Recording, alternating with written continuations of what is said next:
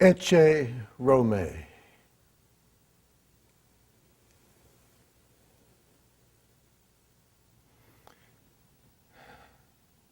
Ecce Rome.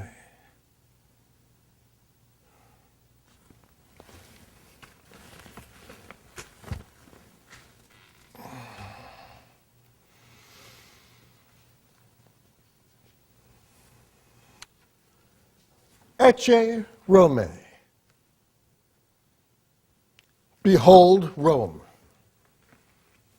That's what they say to visitors here, though the one who says it is usually not, like me, a prisoner in a dungeon, but one of the coach drivers, let's say, who's just paused at the brow of a hill and is pointing with his whip at the bronze gods and marble statues of this proud city. Oh, it isn't merely a city, of course, but the living heart of a great empire stretching from Britain to the Black Sea, presided over just now by a temperamental young man who, when he's not playing women's parts on the stage, plays the greater part of world ruler, the Emperor Claudius Caesar Nero. Without knowing it, he also plays the part of Antichrist. 3 years ago, a great fire swept through the city, and fearing he'd be blamed for lack of preparedness, the emperor spread the vicious lie that the Christians had conspired to set Rome aflame and began a furious persecution. I confess I've set some fires myself. Fires that I hope will last. Fires of the Spirit. Ecce Rome.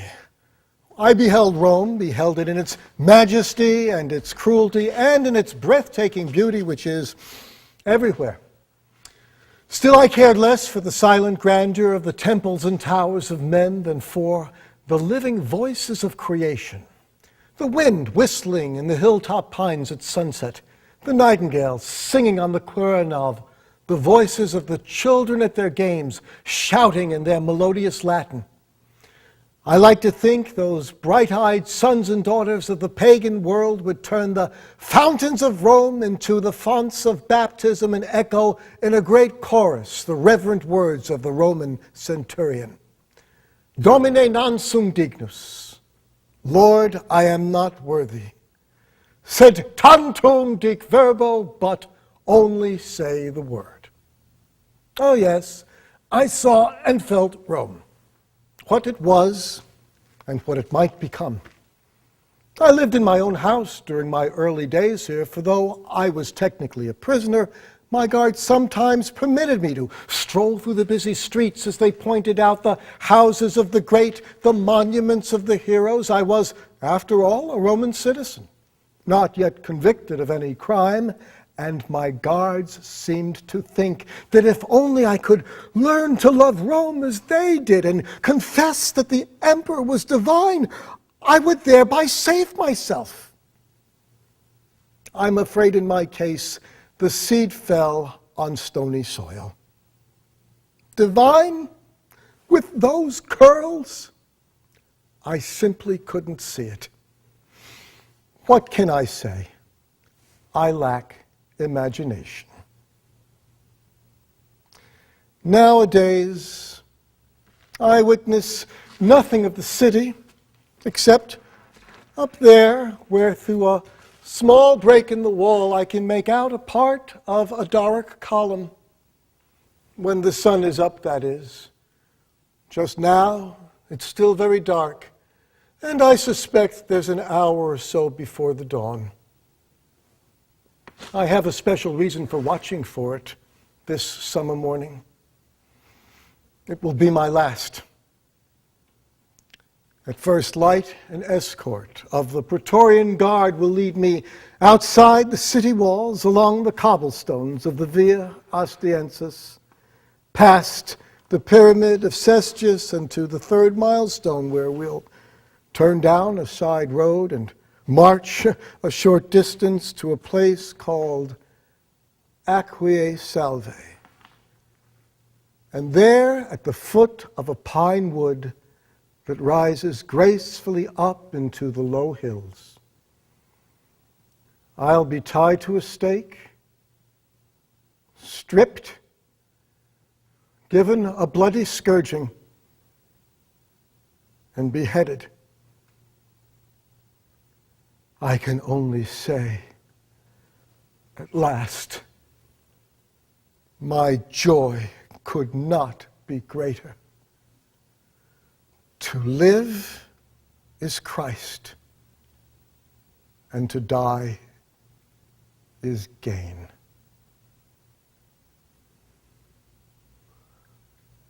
It was once very different with me. Long before I was put in prison for the crime of believing that Jesus is the Messiah, I knew what it was to put others there. Though I was to convert many doubters by the grace of the Lord, let me assure you there was no doubter so hard to convince as myself. I had all of the arrogance of a young scholar steeped in Greek and Hebrew learning and the pride of place that goes with fortunate birth. I was called Shaul, after the first king of Israel, and a king I liked to think myself. I was Saul of Tarsus, a citizen of no mean city, as I like to say, for Tarsus had done Rome great service, and in gratitude, Rome had bestowed the gift of citizenship to any born inside the Tarsus walls. That was why, Hebrew of the Hebrews though I was, and proud of it, I could claim the same privileges under the Roman law as the most august Roman senator, and much later I was to do just that. Tarsus was a flourishing and cosmopolitan center of trade with a great university and temples and public buildings overflowing with beautifully wrought idols and mosaics. And yet the two idols I remember best were those that flanked the city's entrance gates. On the one side stood a marble statue of Sardanapalus, the city's founder and officially a god. On his pedestal was carved the Epicurean motto, "Eat, drink, enjoy thyself. The rest is nothing." On the other side stood a statue of Queen Semiramis, the Assyrian Venus. I'm sure those two never looked more triumphant than the day when Cleopatra's royal barge raced up the Cydnus River with its purple sails and silver oars, bearing the queen to our city, where she might briefly share the bed of the Roman general, Mark Antony. Eat, drink, enjoy thyself. The rest is nothing. My parents knew of better things, and when I was of an age, arranged for me to continue my studies in that city of all cities, Jerusalem. Yerushalayim. Here were no pagan shrines or pleasure palaces where men turned themselves into swine, but the living stones of spiritual destiny. Its very breezes seemed to carry the voices of David and Solomon, the thunderings of Isaiah, the still small voice of the eternal. I loved its fanatic, uncompromising spirit, its contempt for Rome, its arrogant delight in thinking itself the one true capital of the earth. It was more than history. It was meaning. It was a regal self-righteousness. It was a mighty intolerance. It was myself. I sat at the feet of the great Gamaliel, a Pharisee to whom I would be a spiritual son, perpetually curious, perpetually learning. The law, the law, the law, the 10 great commandments, the criminal code, the rules of liturgy and sacrifice, eating and washing, harvest and gleaning, bond and free. It left out nothing. It answered everything, and never could I have believed that it was only a schoolmaster to teach us our inadequacy and lead us to Messiah. I chanted it in Greek, Hebrew, and Aramaic day after day, year after year, until its phrases and rhythms were as much a part of me as my toes and fingers. If there were justification by the law, I would have found it. Not that I was so taken up with it that I abandoned my Greek and Roman learning, for I did not.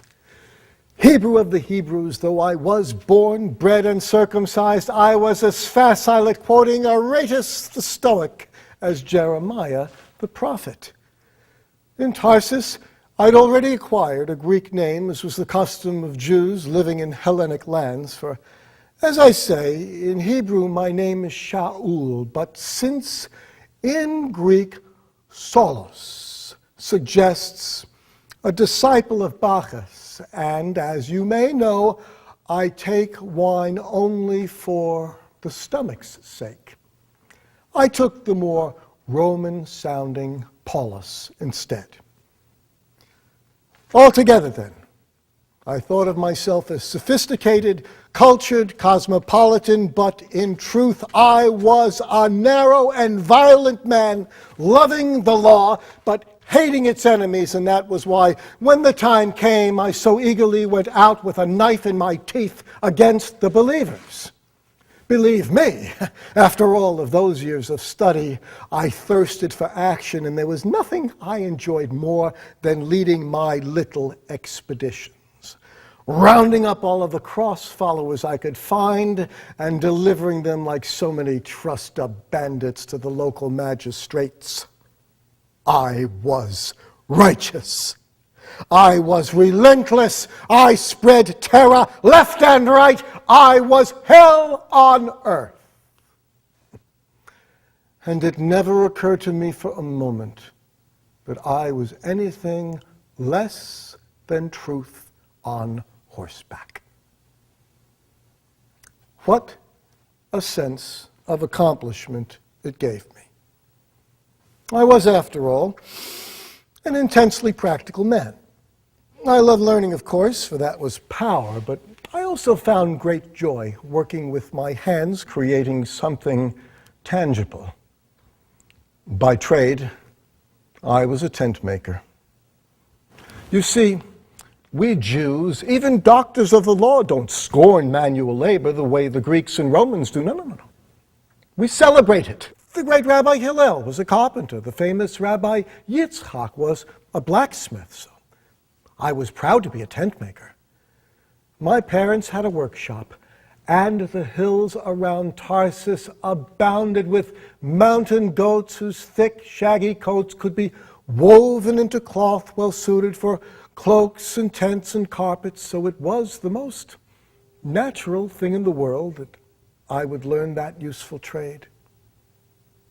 Many were the herdsmen in those days, sleeping in tents that I had made with my own rough and calloused hands. And much later, many of the Christians, sleeping by rats in filthy prisons, for I had tied them up and put them there with my tent maker's rope. The Christians, that is, not the rats. For the Christians, as I saw it, were far more dangerous. I promise you, I shed no tears at those little scenes of accusation and arrest. I wanted those people silenced. I simply couldn't stand the thought of them talking of God and the Messiah as though they knew more than the doctors of the law, or let me bring it closer to home, as though they knew more than I did. And yet here were all of these little chirping Christian sparrows proclaiming all was well, how their anointed one had somehow conquered sin, death, and even the Roman eagle by getting himself hammered to a pine cross, dying the death of a criminal. Believe me, that was not how we defined triumph in Jerusalem. And yet there was one Jewish Christian who I in no way could characterize as a sparrow. He was too bright, too bold, too eloquent. I mean the young deacon, Stephen. And here was no ignorant fisherman or shopkeeper, but a remarkably forthright young man with the face of an angel and the authority of a prophet. He was all anyone was talking about for a while back then, every day performing wonders, multiplying disciples, even convincing some of our devout Levites. No wonder the Sanhedrin finally put him on trial for blasphemy. It was the only way to shut him up. And when the trial was held, it was held in the open air by the gate near the Temple Hill, which gave it something of the flavor of a combat in an amphitheater. And our infallible defenders of the infallible law soon found they had a lion by the tail. But when the high priest asked Stephen if in fact the late Jesus of Nazareth had not advocated changing the unchangeable law of Moses, Stephen answered by quoting those parts of Jewish history, the story of Joseph and his murderous brothers, for example, to use as a mirror to show his judges how clearly they resembled those Hebrews of an earlier day who had resisted the Lord and persecuted the prophets. You should have seen their brows furrow and their suspicions mount. Was this young lion telling them that had they lived in an earlier day, they would have been not the law's defenders, but its enemies? He left no doubt about it. Or I should say, the Holy Spirit of God, speaking through Stephen, left no doubt. You stiff-necked and uncircumcised of hearts and ears. You always resist the Holy Spirit. What your fathers did, so did you. Which of the prophets have not your fathers persecuted? And they have killed them who prophesied the coming of the Just One, of whom you now have yourselves been the betrayers and the murderers. Yes, you!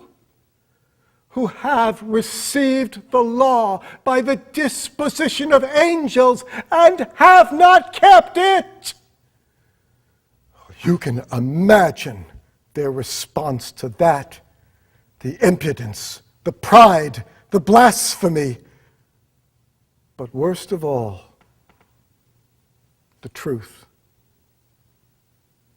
And yet, somehow with that seraph-like face of his gazing up into the blue sky, Stephen was able to compel their silence long enough to say, "Behold, I see the heavens opened, and the Son of Man standing by the right hand of God." Well, the howl of rage that went up at that, believe me, it could be heard all the way to the Mount of Olives. And the roar of the crowd continued all the way out to the place of stoning. Although he was struck again and again, Stephen seemed untouched. His eyes were the eyes of a man who has seen the glory and rejoices that his hour has come. How do I know? I was there, tremendously excited by the mood of blood and rage, and yes, it was at my feet that the very witnesses who'd lied at his trial piled their garments so as not to get them bloody.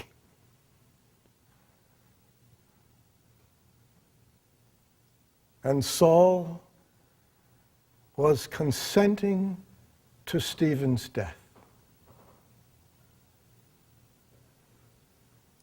I should say I was.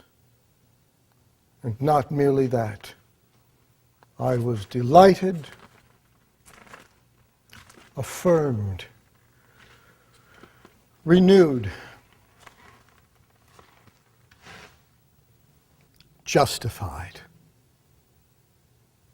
It was only much later that I came to realize that even as we thought we were executing a blasphemer, we were heaping glory on the head of the first Christian martyr, and that even as the stones flew and Stephen prayed for our forgiveness, even then the torch was being passed from his hand to mine. For soon it would be I who would be speaking on behalf of the Son of Man before the councils and the synagogues. I who would be persecuted and stoned. I who would be walking down the same road on which, in the eternal distance, the figure of Stephen would beckon forever.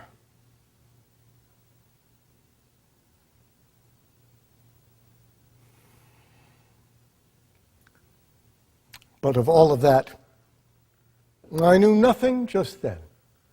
I only knew we'd killed our enemy's shining young champion, and we must see to it that another champion did not rise to take his place. Indeed, I couldn't wait to lead the charge.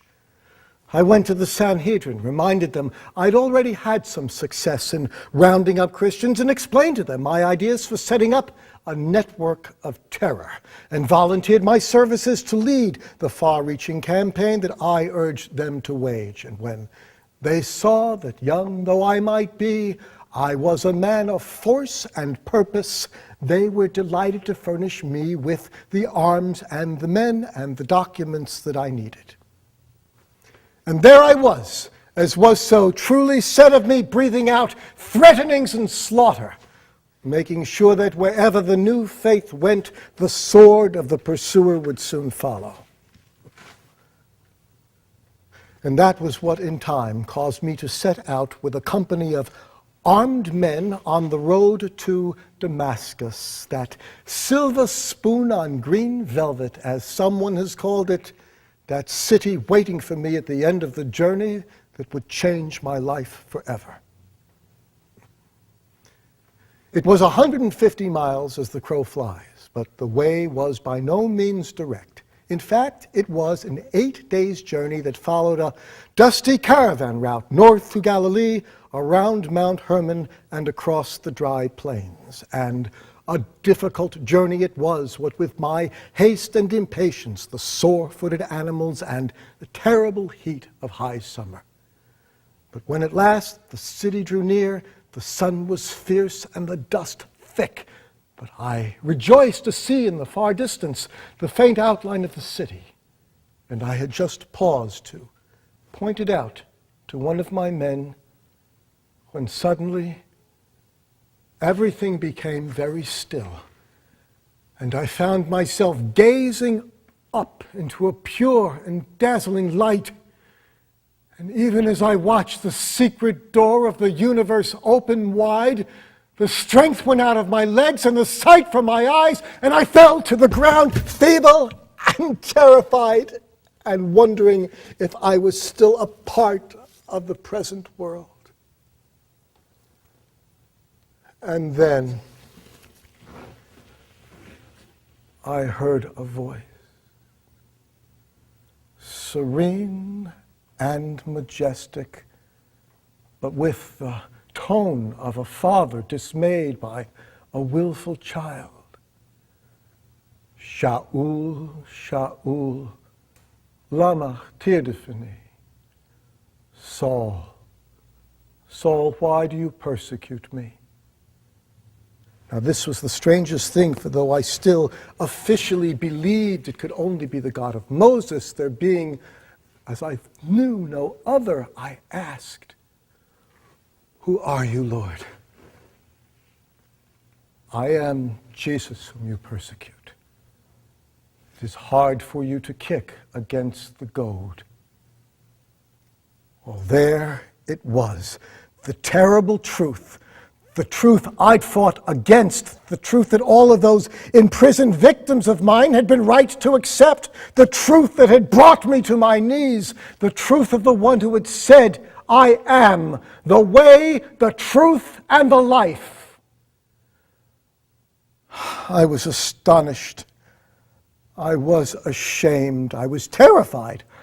I was trembling, but even then, I knew that I was being called, and that, wrong and wicked though I had been, I would have my part to play in the colossal drama that had begun to unfold on a cross in Jerusalem. Lord, I said, what would you have me to do? Arise, go into the city. There it will be told to you what you must do.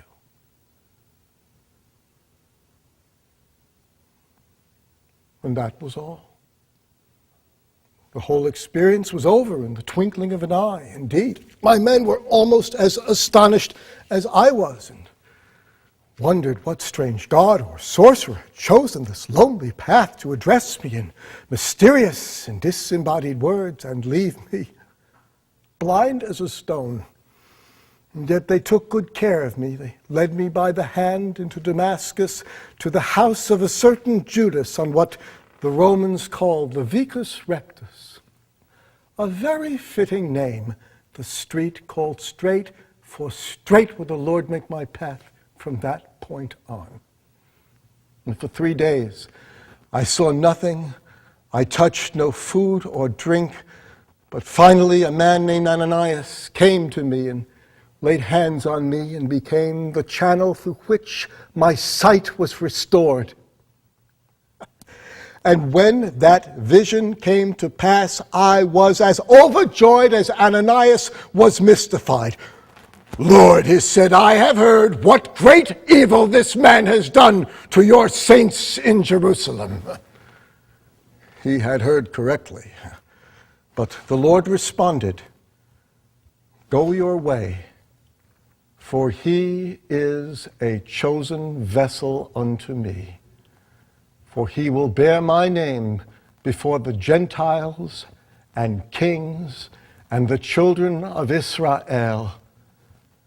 And I will show him what great things he must suffer for my name's sake.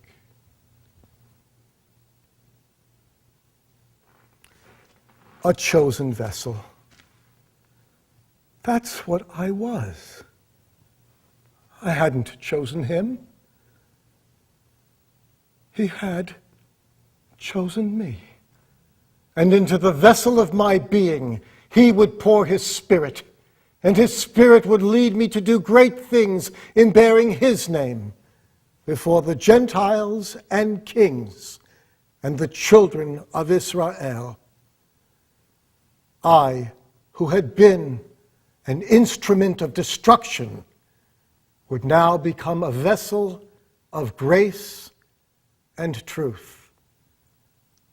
A mighty work was beginning. And so I confessed my faith and was baptized. For 2 years, I stayed in Damascus, passionately preaching the truth I tried so passionately hard to destroy, sometimes retiring to the desert to fast and pray and be taught of the Lord the mysteries of faith.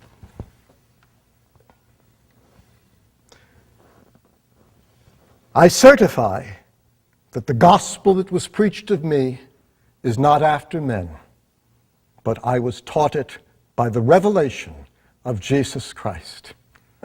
I could never stress that enough. I wanted it down in writing for believers in time to come, to know that I wasn't simply offering opinions after the manner of some philosopher, but speaking as the Lord's own instrument in the Lord's own pure words, like silver tried in a furnace of earth, purified 7 times.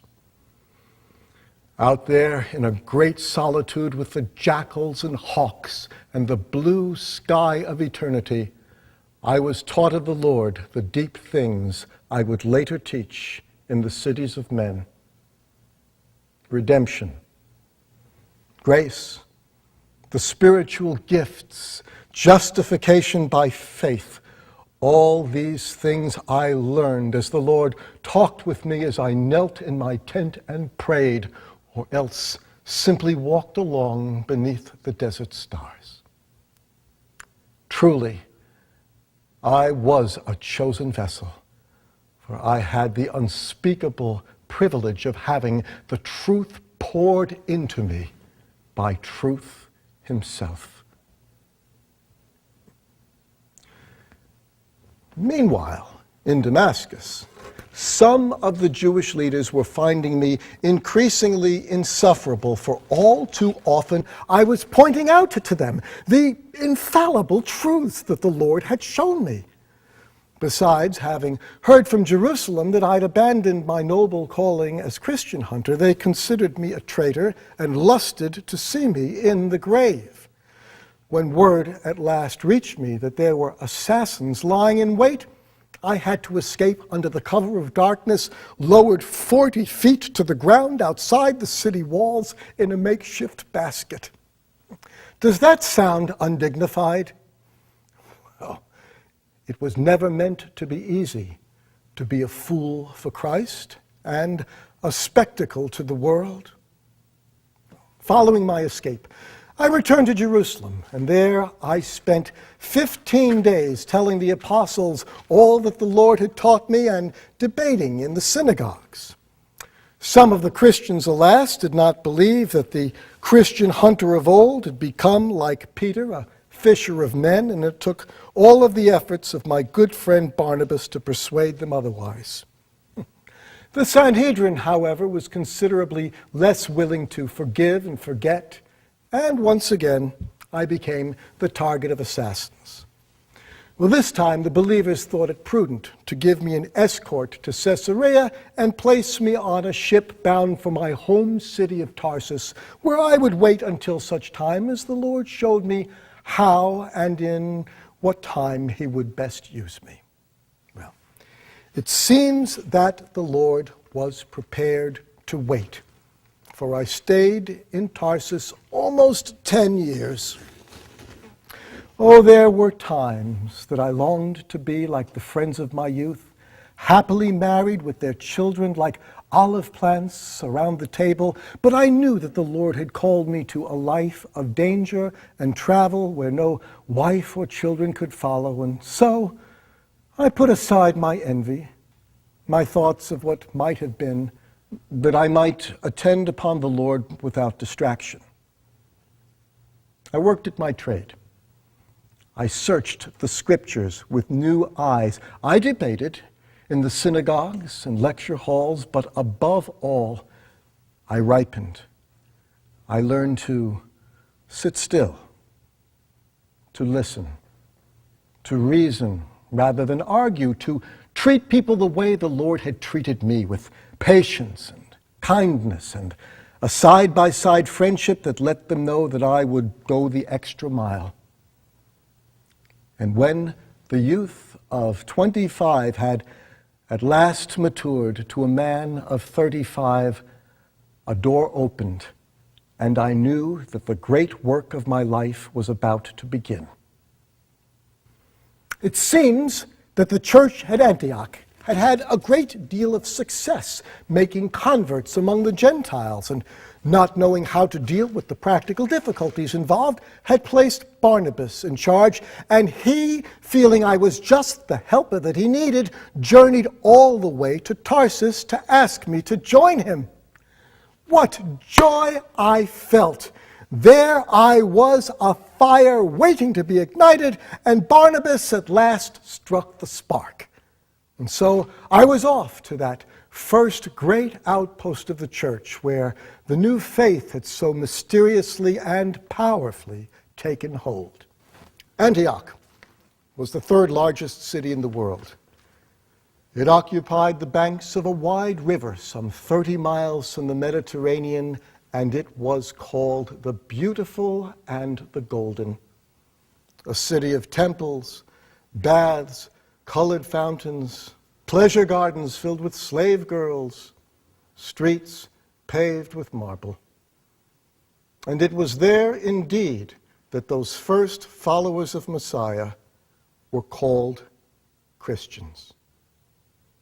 Jerusalem and Antioch, those were the two great outposts of the church in those early days, for the new faith, being confined to the eastern shore of the Mediterranean, was still a faith of the dry land in the nations of the Scripture. But all of that was soon to change, for one day the Holy Spirit, speaking through an Antioch prophet, declared that Barnabas and Paul would tread a new path, the path of the open sea. Words could not describe my joy, the honor, the sense of adventure. At last I was being given work best suited to my relentless and passionate nature, the work of a missionary. Barnabas brought along his cousin John Mark, an eager, inquisitive young man, and I must say his curiosity served him well, for he later wrote the Gospel according to Mark. But back then, he was just one of 3 excited travelers sailing down the Orontes River, the prayers and the exhortations of our fellow believers ringing in our ears, a seagoing vessel waiting for us on the coast. And when we sailed out of the harbor of Seleucus with its mulberry groves and great flocks of birds like omens of good things to come, our spirits soared within us also. For we knew now that the new faith was not just a Holy Land faith, but a faith of the whole sea-united world. As one of the poets of Rome has written, "Vain was the purpose of the god in severing the land by the estranging sea, if in spite of him our impious ships dash across depths he meant never to be touched." Well, the poet wasn't writing about us, of course, but weren't our ships dashing across depths that the gods of darkness meant never to be touched by the champions of Christianity? Who could forget it? The shouts of the sailors, the sea breeze tickling my beard, the salt spray flying, the dolphins racing past, and all the while the gospel in our hearts and a burning desire to spread it far and wide. We landed at the port city of Salamis on the island of Cyprus, its Greek temples and towers shining bright in the sunlight. But we stayed there only briefly and continued on some 200 miles to the end of that great island, to the town of Paphos, where the Roman government had its headquarters. And if I might digress for just a moment, I'd like to mention a story I often reflected upon on my travels. Homer's tale of how the great Ulysses, sailing home from the Trojan War along that same Mediterranean, was driven from one perilous adventure to another by the wrath of the sea god Neptune. We didn't have an angry Neptune to contend with, perhaps, but we did have a fierce and invisible enemy never farther from us than the air we breathed. That day, he made his influence known in Paphos through a sorcerer named Elymas. Outraged at the good impression our words were making on Sergius Paulus, the Roman deputy, Elymas spoke against us with great malice and cunning. I stood his lies for as long as I could, but then I felt the Spirit welling up inside my soul, and when I opened my mouth, out came words of fire. Oh, full of subtlety and all mischief, you child of the devil, you enemy of all righteousness.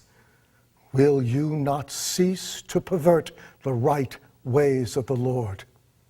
Now behold, the hand of the Lord is upon you, and you shall be blind, not seeing the sun for a long season. Well, with that, Elymas became as sightless and as helpless as I had been that day on the road to Damascus. He was stumbling around like a drunkard, shrieking with terror, begging for someone to lead him by the hand. But as for me, I rejoiced, for the whole experience made such an impression on Sergius Paulus that he exclaimed in wonder and believed our gospel.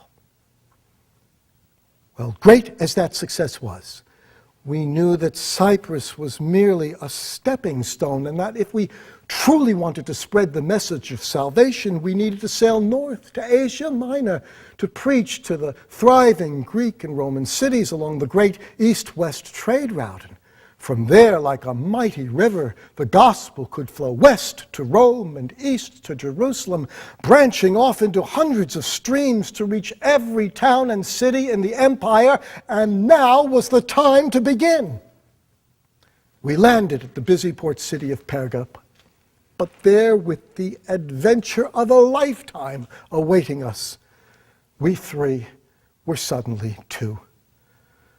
John Mark decided to return to Jerusalem, and there was no talking him out of it. It caused me the bitterest grief, and it was not until I was an old man and he in middle age that we were reconciled. But forgetting those things which are behind, and reaching forth unto those things which are before, Barnabas and I soon found ourselves striding along the wide, solid, magnificently engineered Roman road with its many layers of tar and crushed rock, a road built to last and to speed on their way all of the colorful travelers we were forever passing or who passed us. Caravans of merchants, detachments of Roman soldiers, itinerant bands of jugglers and actors, touring gladiators, the swift horsemen of the imperial post, the chariots of the wealthy. Oh, we knew nothing of luxury. We were shoe-leather apostles all the way, and we enjoyed every mile of that first gospel road that led across dry plains, through bright, flower-filled meadows, and skirted malarial swamps, and led up into mountains towards whose summits climbed great spear-like columns of pine and fir. Oh, there were the usual difficulties, the frontier dues, the road taxes, the bothersome customs officials. But what did it matter? It was the greatest road in the world. It was the road of faith. And it enabled us over many months to travel to 4 small cities chosen before the foundations of the earth to wake one day to the fullness of the kingdom. Pisidian Antioch, Iconium, Lystra, and Derbe. And we had our adventures in all of them, making both disciples and enemies, knowing both the joy of preaching to open hearts and the pain of persecution. For our adversaries painted us as villains dangerous not only to Judaism, but to the popular gods of the Greeks and Romans. And so, again and again, we had to move on to do what the Lord commanded. When they persecute you in one city, flee into the next.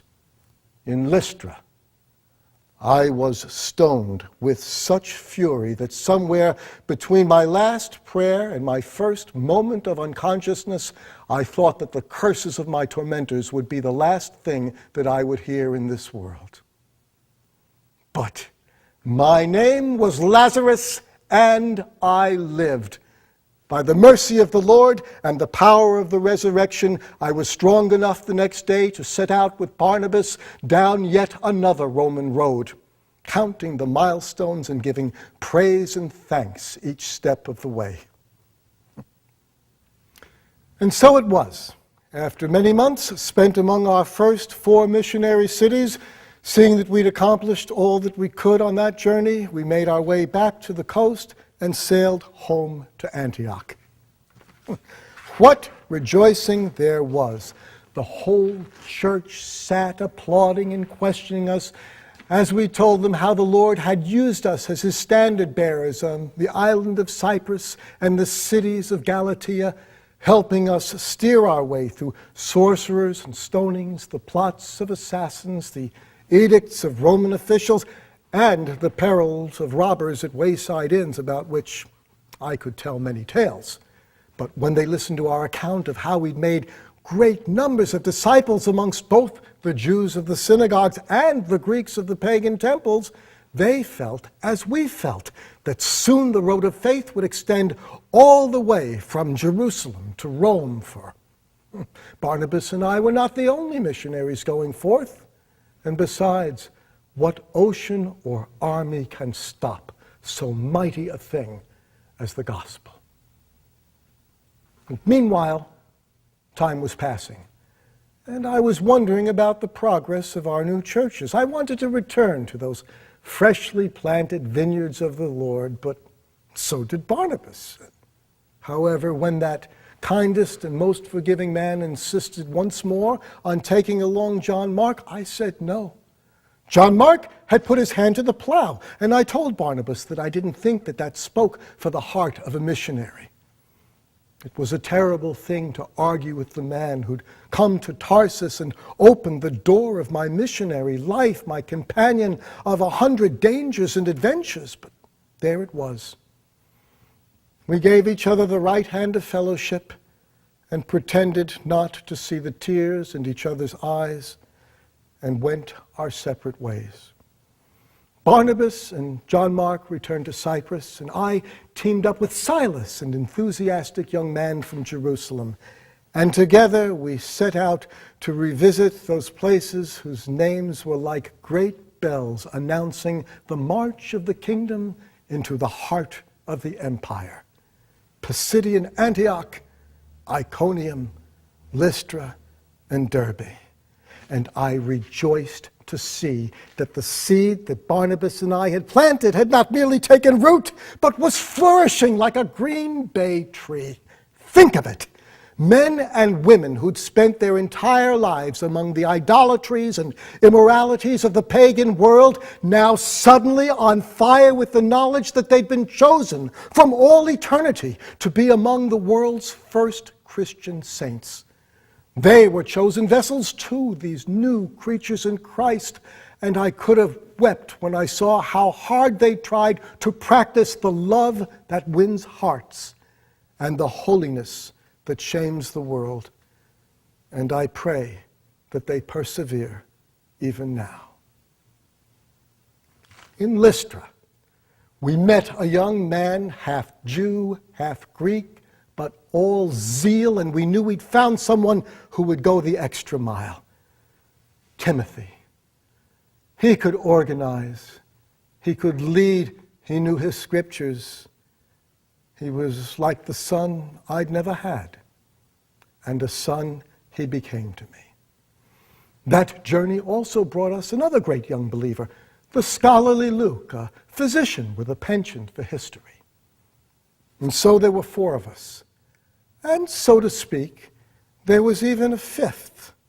For our original plan had been to go on preaching in the cities of Asia. But instead, guided by the Holy Spirit, we traveled a great distance along the coast to the port city of Troas, which looked westward over the Aegean Sea.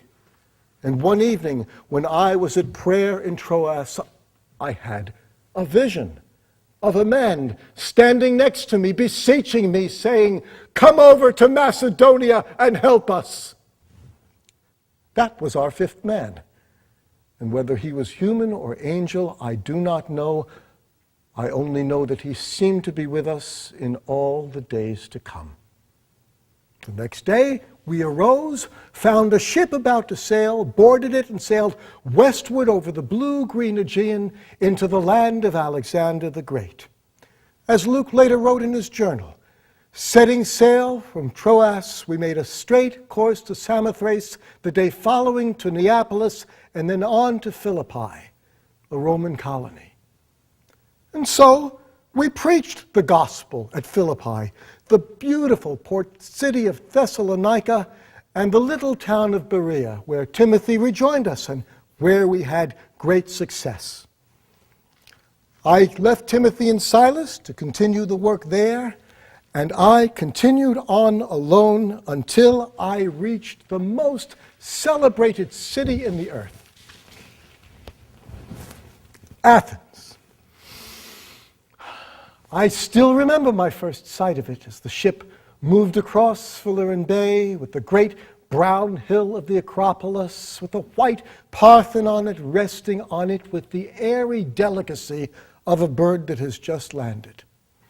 But as I wandered its streets, I could see that despite its beauty, Athens was first and last a city of idols.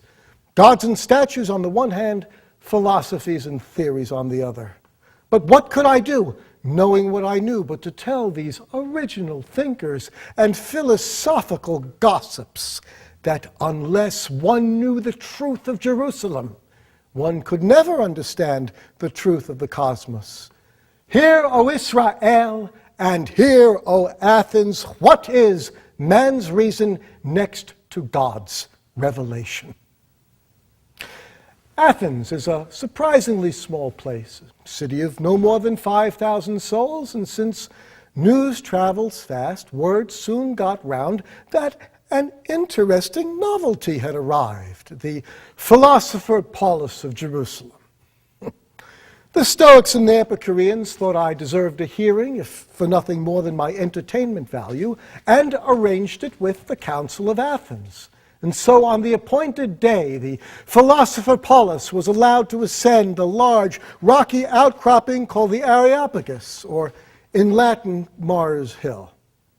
And I spoke that day not only to the white-robed Council of Athens, but to a large crowd, including many wealthy young men who traveled across the empire seeking after truth. Or so they imagined. For really, even when truth seeks after us, don't most of us just make our excuses and move on? To those with open hearts, Jesus said, "You will know the truth, and the truth will make you free." To others, he might just as well have said, "You will know the truth, and the truth will make you angry. The truth will hurt your pride. The truth will make you want to persecute it."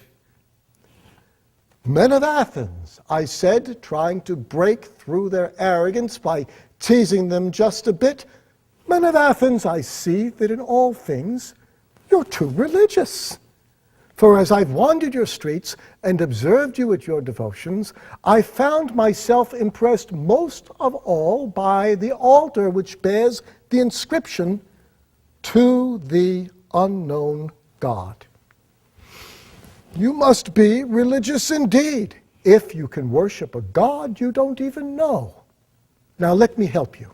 For this unknown God whom you worship in your devout ignorance, I'll tell you about. Well, you should have seen the ruffled feathers and the offended looks. How dare he? What audacity? Who invited this crazy fool to speak?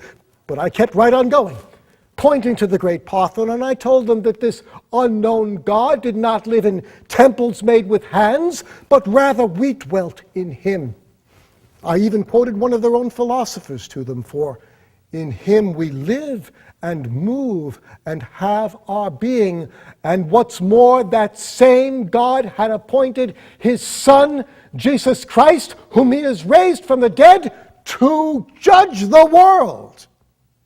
Oh yes, I told those truth seekers so many other truths that in the end they politely applauded, made their excuses, and moved on. Even so, by the grace of God, there were some who were saved, among them Dionysius the Areopagite and a woman named Damaris. Even on the rocky soil of the Areopagus, the seed could take root. But oh, that there had been more. Much later, when I wrote to the Colossian church, I was thinking of that same Athens when I set down these words. Beware lest any man trouble thee through philosophy and vain deceit, after the traditions of men, after the rudiments of the world, and not after Christ.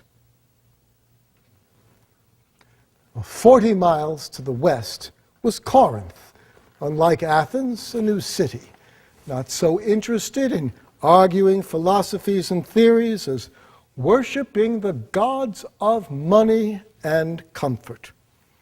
Corinth was now the center of trade between east and west, and its harbor was always filled with galleys from Spain, Phoenicia, Egypt, a dozen other lands bearing everything from spices to slaves. The word Corinthian had already entered the local vocabulary as a synonym for licentious, given to luxury. And many times over the next months, as I gazed up at the Acrocorinth, a lion-colored mountain that rose above the city, its summit crowned with the love temple of Aphrodite and its 1,000 priestesses, many times I reflected that if the gospel could take root in the polluted soil of Corinth, and it had, it could take root anywhere. Well, fortunately, I didn't have to toil alone, for shortly after my arrival, the Lord sent a great blessing my way.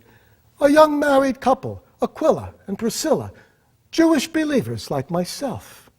The three of us shared a small house, became great and deep friends, rejoicing in our faith and working at our trade. Aquila was a tent maker like myself, and in a port city such as Corinth, we doubled as sailmakers and stayed very busy indeed. But I was there to preach the gospel, and that I did in that city filled with courtesans and libertines, slave girls and slave boys, love potions and immoral statues. I preached the hard and sacred truth that our bodies are not something to be played with like cards or dice, but living members of the body of Messiah, not merely houses made of flesh, but holy temples of the Holy Spirit. I made it clear that there is only one bed that is undefiled, the marriage bed. And any who practices adultery or fornication or the sin of man with man or woman with woman sins against his own body, the very body in which Christ himself is a guest. In Corinth, I taught three things: faith, hope, and love. Things that are, to our spirit, its air and sun and rain, and each of them, so to speak, requires movement, for faith leaps, hope climbs, and love walks beside. And the greatest of these, of course, is love. Though I speak with the tongues of men and of angels and have not love, I am as a sounding brass or a clanging cymbal. And though I have the gift of prophecy and understand all mysteries, and although I have all knowledge and all faith so that I can remove mountains, and have not love, I am nothing. And though I bestow all my goods to feed the poor, and give my body to be burned, and have not love, it profits nothing. Love suffers long and is kind. Love does not envy, does not parade itself, is not puffed up. Love does not behave rudely, does not seek its own, is not easily provoked, thinks no evil. Love does not delight in iniquity, but rejoices in the truth. Love bears all things, believes all things, hopes all things, endures all things. Love never fails. For where there are prophecies, they shall fail. And where there are tongues, they shall cease. And where there is knowledge, it shall pass away. For we know in part, and we prophesy in part. But when that which is perfect is come, that which is in part shall pass away. When I was a child, I spoke as a child, I understood as a child, I thought as a child. But when I became a man, I put away childish things. For now we see in a glass darkly. Then, face to face. Now I know in part. Then I shall know even as I am known. But now abide three things: faith, hope, and love. And the greatest of these is love. You must pardon me if I preach. It's an old habit, hard to break. But speaking of preaching, there came a time that we knew that we'd done all that we could in Corinth, and we needed to bring some of the same gospel light to a city that stood in desperate need of it, Ephesus. And so, accompanied by Aquila and Priscilla, I set off. For pure, classical beauty, it rivaled Athens and Alexandria. And the truly difficult thing to believe, as you sailed up the canal leading in from the sea and watched Ephesus coming toward you, shining and white with the majestic red and gold temple of Diana looming up like some larger and even more magnificent Parthenon, the almost impossible thing to believe was that that city glowing with light was in fact a place of deep and terrible darkness. Oh, I know Diana's temple is one of the 7 wonders of the world, but wonders can also be horrors. And I knew from the moment that I beheld her barbaric, many-breasted statue that the new faith would have a difficult birth under the shadow of that cruel goddess. We preached the gospel, encountering resistance from every quarter. We had to overcome superstition, magic, the most fervent idolatry. Our chief enemy was a silversmith named Demetrius, who had particular reason to hate me. Well, you see, the most popular item the silversmiths in Ephesus manufacture is a miniature shrine to Diana that they sell at banded prices to all of the pilgrims that come each year for the festival of that goddess. And here I was, an outsider, threatening their livelihood by declaring there is only one God, and his name is not Diana. At the instigation of Demetrius, there was a terrible riot in which many people shouted, "Great is Diana of the Ephesians," as violently as they shouted for a death in the amphitheater. And seeing things could not go on as they were, the rulers of the city prevailed upon me to leave. It was time. I'd done all that I could. But when I had to say goodbye to Aquila and Priscilla and all of those whom I loved and who loved me, they wept, and I wept. For we knew until the fullness of time we'd see each other's faces no more. And so began the longest journey of my life. For whether I was on foot or in ship or in prison, I knew that I was moving inexorably toward the sword and the stake that await me outside the gates of Rome. And now my journey is almost over. And so it was, after a brief stopover in Caesarea, I found myself once more in Jerusalem, the city of peace. True, there was a terrible tumult when I arrived, and true, a band of 40 Jewish fanatics bound themselves by a terrible oath neither to eat nor drink until they killed me. I pity them. And true, I was rescued only because, as I mentioned earlier, I was born a citizen in Tarsus and was given an escort of 200 soldiers back to Caesarea. But then and always I have known the difference between human danger and the Lord's danger.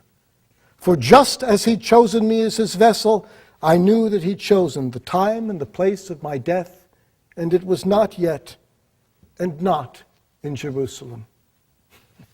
Neither was it in Caesarea, where I was brought before the Roman procurator Antonius Felix, and yes, it was at Caesarea by the sea that I preached the gospel in the presence of King Herod Agrippa. For had not the Lord said that I would bear his name before the Gentiles and kings? Well, to a Roman like Felix, the charges that were brought against me seemed like a mere squabble over some obscure point of Jewish law. But no doubt to soothe the feelings of the high priest, he kept me prisoner in his palace for 2 whole years. It was a terrible time for someone of my restless nature, but at last Felix was replaced for incompetence, for failing to have kept order in Judea, and on came Porcius Festus, a kindly man who seemed inclined to get the whole business over as quickly as possible. Alas, to that end, and no doubt to soothe the feelings of the high priest, he seemed inclined to agree to a trial in Jerusalem. I became outraged that a man in his position would not know what kind of justice a ringleader of the Nazarenes could expect to find in Jerusalem, and I became so enraged I shouted out the 2 words any citizen in the empire is free to assert at any time: Caesarem appello! I appeal to Caesar. Festus had no choice. Have you appealed to Caesar? He said. Caesar, you shall go. So here I am. I've been brought before the emperor twice, and I can assure you there could be no greater distance between 2 men face to face than the Emperor Nero of Rome and the Apostle Paulus of Jerusalem and Antioch. For that Christ-hating Caesar has at last decreed that my citizenship means nothing if I would place any god above the divinity of the emperor. That is my crime, and I'm happy to be convicted of it, and to be told that my time on earth is soon to end. Time is our shipwreck, and whether we strike the rocks far out or those close to shore, strike and die we must. In truth, I know something about shipwreck, both figurative and literal. Indeed, I experienced the real thing, and not for the first time, on my way to Rome. But here was an ordeal the Lord put me through so that others now and in the future would know that there is only one God that can rescue us from the storm that is our life and years. For this was heaven speaking through every crashing wave and every gust of wind. I'd set sail from Caesarea with numerous other prisoners under the charge of a centurion named Julius, and about halfway to Rome, under the darkest skies I'd ever seen, began the fierce rain and screeching wind of what seemed like a journey through hell. And before it was over, we'd suffered horrible thirst, had been without food for 14 days, and knew what it was like to drift day after day on the open sea until our very sails seemed shrouds and our ship a coffin. And at the very worst moment, just as we were about to run aground on the rocky coast of Malta, I said to that shipload of 276, "Be of good cheer. There will be no loss of life. For tonight an angel of the Lord stood by me, saying, 'Behold, Shaul, you must be brought before the emperor, and lo, God is giving you all who sail with you.'"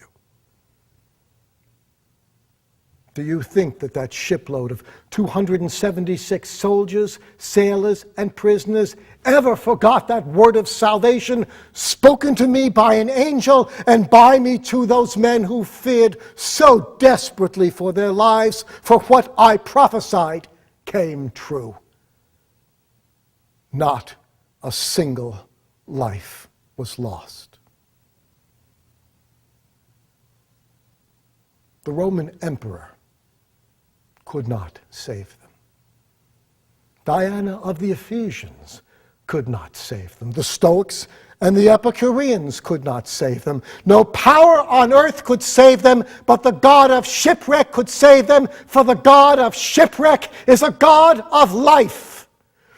He is God over the tomb of Lazarus. He is God over the tomb of Jesus. He is God over the road to Damascus. He is God over the stones that struck me at Lystra. He is God over Athens, Tarsus, Ephesus, Antioch, Corinth. He is God over Jerusalem, and he is God over Rome. And he knows our spiritual shipwreck. And he would have us to be saved. The Jews first, for we were his first love, his chosen people, and his chosen vessels. And if I, a mere man, sorrow continually and pray ceaselessly for my beloved kinsmen, having received the adoption and the glory and the covenants of promise, may yet receive the greatest gift of all, salvation, if I, a mere man, hunger and thirst for that, what must the Lord who has made us and shaped us and been our God all of these centuries, what must he feel? For he has chosen men from all nations everywhere. And by his death on the cross, salvation can be ours, provided once we've accepted it, we fight to keep it against the counsels of darkness and the temptations of the world. And about that, I would say a final word. Or I should say, repeat a final word, for it was in my last letter to Timothy, now Bishop of Ephesus, and I pray that he in his turn,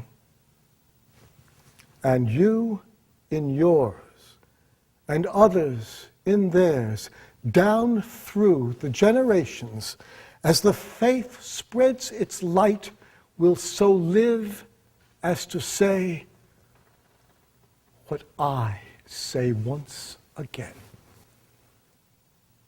I have fought a good fight. I have finished my course. I have kept the faith. You must pardon me. I see light on the column and I hear footsteps on the high stairs. My time is at hand, and I must give thanks for this glorious day.